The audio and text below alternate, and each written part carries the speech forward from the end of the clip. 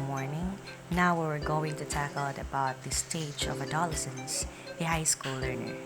So first, we will going to tackle about the physical development of high school learner. So this passage describes adolescence as a stage in human development that aligns with the onset of puberty, a biological process typically happening around the ages of 11 for girls and 12 for boys. It highlights the various factors such as heredity, diet, exercise, and socio-environmental influences play a role in determining the timing of puberty. Additionally, this passage implies that some individual may experience early or delayed puberty due to these influencing factors. In summary, adolescence is a crucial phase marked by biological changes, and the timing of puberty can be influenced by a combination of genetic, lifestyle, and environmental factors. The early and late maturation of adolescence is closely linked to their cognitive and socio-emotional development. It suggests that during this period, teachers play a crucial role in supporting students by being understanding and providing guidance. The reference to high school years implies that this stage of development is particularly relevant during secondary education.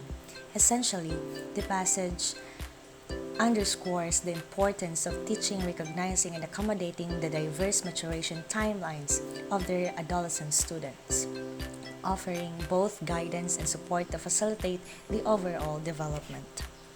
So now we were going to define adolescence. So adolescence is a period of transition in terms of physical, cognitive, and social emotional changes. The period of adolescence begins with the biological changes of puberty.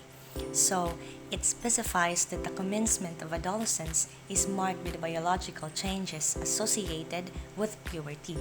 In essence, the text underscores that multifaceted nature of adolescence, encompassing not only physical transformations but also shifts in cognitive abilities and social-emotional aspects. The mention of puberty is the starting point emphasizes the significance of biological developments as a key factor in initiating the broader changes that defines the adolescence period. The timing of different stages in adolescence varies from person to person. It breaks down the adolescence period into three phases. So first, early adolescence is characterized by puberty and may occur around the ages of 11 and 12. So second, the middle adolescence. Middle adolescence is associated with identity issues and typically falls within the ages of 14 and 16. The third one is the late adolescence, marks the transition into adulthood and is expected to place between the ages of 17 and 20. These age ranges provide a general framework for understanding the different stages of adolescence. Emphasizing may differ in terms of the timing of these developmental milestones. Puberty changes. Growth hormones play a role in gradual increases in body size and weight throughout life. It highlights that during this adolescence, these hormones lead to a sudden acceleration known as growth spurts. These growth spurts involve changes in various body dimensions such as leg length, shoulder width, and trunk length. Interestingly, the passage notes that the spurts in height during adolescence is attributed more to trunk growth than to leg growth. In summary, the text provides insights into the influence of growth hormones in overall body development, particularly emphasizing the characteristics growth spurts and the specific changes in body dimension during adolescence. So the timing of growth spurts in girls and boys. So in girls, growth spurts typically commence around the age of 10, reaching the peak at the age of 13 and a half. After the peak, there is a period of slow and continual growth that continues for several more years. So for boys, growth spurts start later around the age of 12, reaching their peak at the age of 14. The growth then declines around the age of 15 and a half, followed by the period of slow and continual growth that persists for several more years. So, the passage highlights that the gender-specific patterns of growth spurts, emphasizing the different onsets and peak of ages for girls and boys, as well as the subsequent phase continual growth in both cases. So the growth in height is influenced by stages in bone maturation, indicating the bones play a crucial role in determining an individual's height development. Additionally, it notes the muscle also experience growth in both size and strength. The text goes on to mention that similar growth spurts occur for various aspects, including weight, muscle size, head and face maturation, and the development for reproductive organs during adolescence. So, the statement that all muscular and skeletal dimensions appear to take part in the growth spurts during adolescence suggests a comprehensive and synchronized growth processing involving various aspects of the musculoskeletal system. In summary, the passage provides a broad perspective on the multifaceted nature of growth spurts during adolescence, involving bones, muscles, and reproductive organs. Factors affecting development, so highly specialized chemical substance, likely referring to hormones, that interact with cells in the body. It specifies that hormonal changes occurs in the hypothalamus and pituitary glands. These changes in turn signal the entire process of sexual maturation. The mention of the hypothalamus and pituitary glands suggests the involvement of the endocrine system, which plays a crucial role in regulating various bodily functions, including growth and development.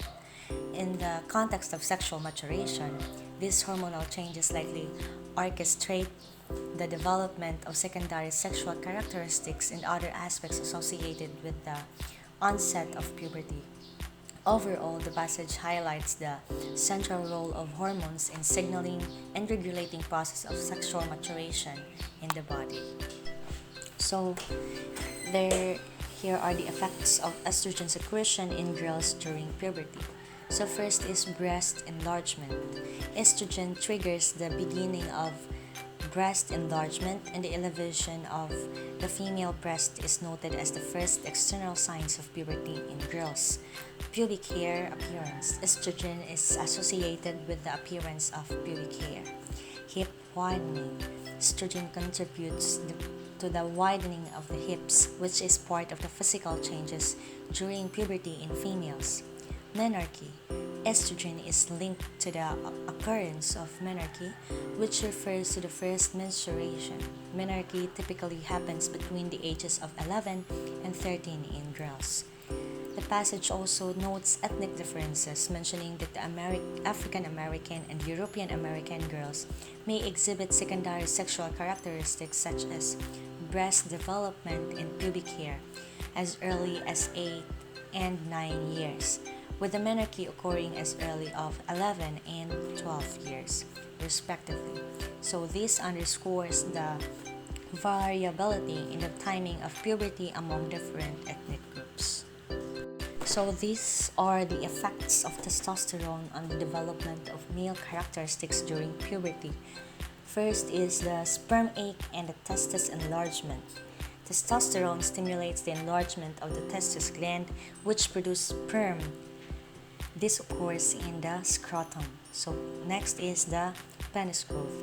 Testosterone contributes to the growth of the penis, the male organ used for copulation. Ejaculation capability. Testosterone is associated with the development of the capacity for the ejaculation of male sperm. Voice change. Testosterone influences a change in voice during puberty. This includes the lowering of the voice, which is caused by the enlargement of the larynx or the voice box and the double lengthening of the vocal cords. Facial hair and beard growth. Testosterone contributes to the development of facial hair, including the growth of beard. Pubic hair growth. The testosterone also plays a role in the continuing growth of pubic hair.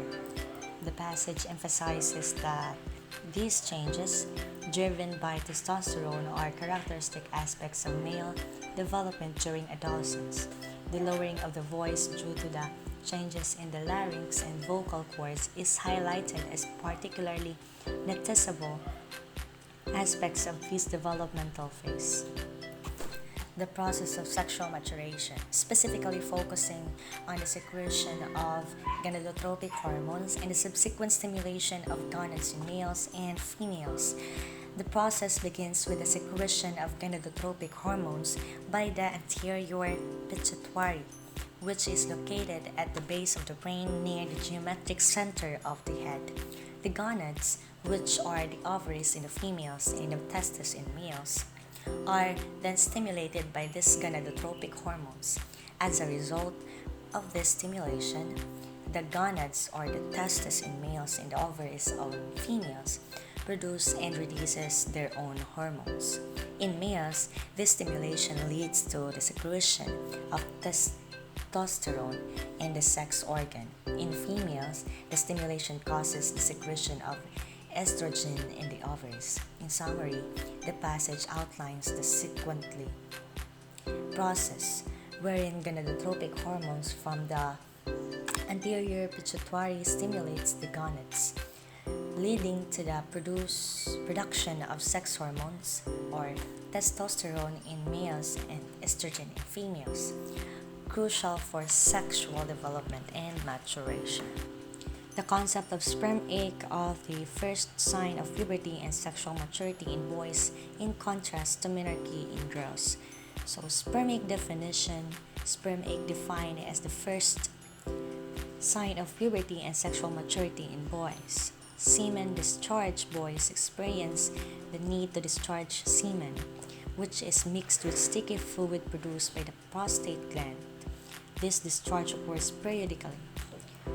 Occurrence of semen discharge. Semen discharge can happen during sleep due to sexual dreams or nocturnal emissions. It may also occur consciously through manipulation of the male sexual organ, known as masturbation. Religious and scientific perspective on masturbation. So the passage highlights a contrast in perspective of masturbation. Religion is said to strictly prohibit masturbation which coupled with sexual fantasies. On the other hand, science is described as liberally regarding masturbation as a normal phenomenon unless it becomes habitual aberration that may affect confidence in heterosexual boys and girls relationship. In summary, the passage discussed the occurrence of sperm ache in boys, the nature of semen discharge, and the differing views on masturbation from religious and scientific standpoints.